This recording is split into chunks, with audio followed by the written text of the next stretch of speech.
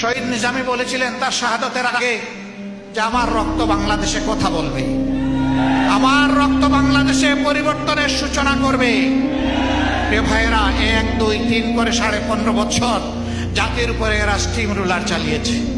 সবচেয়ে বেশি আঘাত দিয়েছে জামাতে ইসলামী, ইসলামী ছাত্র শিবিরের উপর।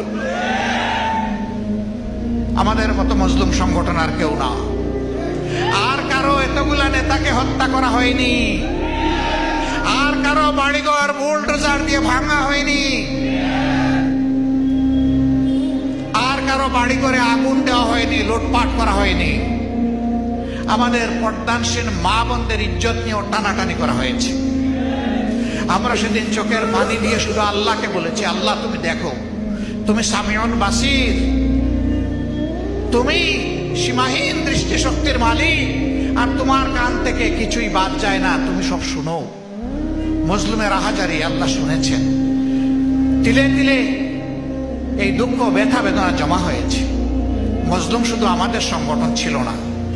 এরপরেই আপনারা লক্ষ্য করেছেন হেফাজতে ইসলামের বিশাল সমাবেশে 13 সালের 5 মে আঘাত দেওয়া হয়েছে, অন্যায়ভাবে তাদেরকে হত্যা